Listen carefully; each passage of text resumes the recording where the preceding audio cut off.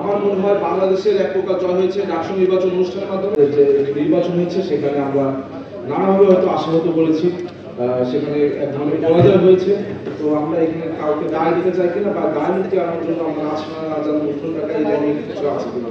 আসলে দেখুন, বর্তমান 5ই আগস্টের পরবর্তী সময়ে বাংলাদেশে কিন্তু বিশেষ করে যারা শিক্ষার্থী তারা কিন্তু দোষারোপের রাজনীতি, অভিযোগের রাজনীতিকে বেরিয়ে এসেছে। তারা অভিযোগ শুনতে চায় না, তারা দোষারোপ চায় না, তারা জানতে চায় যে আমরা সকলে ঐক্যবদ্ধ হয়ে কিভাবে একটি গণতান্ত্রিক বাংলাদেশ বিনির্মাণ করতে পারি।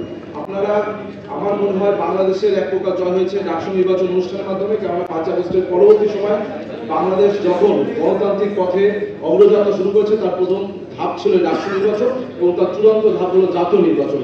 সুতরাং এই ডাকসু নির্বাচনের মাধ্যমে আমার মনে হয়েছে এখানে বাংলাদেশের জয় হয়েছে এবং আমাদেরও এক প্রকার জয় হয়েছে, কেননা গণতন্ত্র উত্তরণের পথে আমরা এখানে সহযোগী হিসেবে কাজ করছি।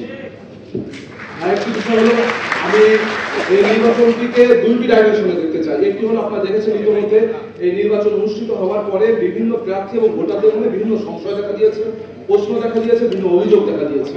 সুতরাং এই নির্বাচন কেন্দ্রিকতা যে অভিযোগ, সংশয়, অসঙ্গতি, সেই প্রশ্নগুলো কিন্তু সুস্পষ্ট জবাব দেওয়ার দায়িত্ব একান্ত বিশ্ববিদ্যালয় প্রশাসনের। এটা কিন্তু প্রার্থী হিসেবে কোনো বিজিত প্রার্থী অথবা বিজয়ী প্রার্থী আপনার তার দায় নেওয়ার সুযোগ নেই, বরং বিশ্ববিদ্যালয় প্রশাসনকে এটা সুস্পষ্ট করতে হবে। আরেকটি ডাইমেনশন, একটি গেল প্রশ্নবিদ্ধতা, আরেকটি ডাইমেনশন আমি যদি ধরেই নিই তর্কের খাতিরে যে না, একটি সুস্থ নির্বাচন হয়েছে। সেই ক্ষেত্রে আমরা একটি বিষয় দেখেছি, আমরা এটা একটা মানে এক ধরনের আমাদের সেলফ রিয়েলাইজেশন, যে আমরা দেখতে পেয়েছি যে এখানে শিক্ষার্থীরা অনেকাংশে একটি জিনিস ভেবেছে, সেটা হচ্ছে আমরা যখন 5ই আগস্ট পরবর্তী সময় আমাদের গত 5 বছর বা আমরা যখন যার শিক্ষা জীবন শুরু করেছে আমরা হলগুলোতে থাকতে পারিনি।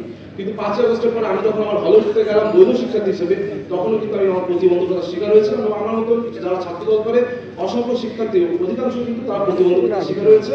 আমাদেরকে বলা হয়েছে যে আপনারা নিয়মতান্ত্রিক ভাবে উঠুন। আমরা কিন্তু প্রশাসনের নিয়মকে সম্মান জানিয়ে নিয়মতান্ত্রিক ভাবে উঠতেছে। আমাদের প্রায় 4 মাস পার হয়ে গিয়েছিল, কারণ আমাদের অ্যাপ্লিকেশন করতে হয়েছে, ভাইবা দিতে হয়েছে। সেই ক্ষেত্রে আমার ব্যক্তিগত রিয়েলাইজেশন, এখানে শিক্ষার্থীরা একটা জিনিস মনে করেছে যে যাদেরকে যারা জয়লাভ করেছে তারাও গত 5 বছর হলে থাকতে পেরেছে, তারা একসাথে হলে ছিল।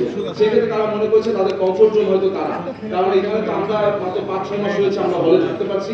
সুতরাং তারা কমফোর্ট জোনের ক্ষেত্রে তাদেরকে প্রায়োরিটাইজ দিয়েছে। তবে আমরা শিক্ষার্থীদের একটি কথা আশ্বস্ত করতে চাই যে আমরা আমাদের পজিটিভ ভাবে রাজনীতি, আমরা আমাদের শিক্ষার্থী বান্ধব রাজনীতির মাধ্যমে এই জায়গাকে আরো উত্তোলন করবো এবং ইনশাআল্লাহ আগামী দিনে আমাদের এই যে আমাদের থেকে নিয়ে একটি ডিসকমফোর্টে তারা ভুগছিল, সেখান থেকে তারা সম্পূর্ণ কমফোর্ট জোনে আমাদের উপর আস্থা রাখতে পারবে বলে আমাদের বিশ্বাস।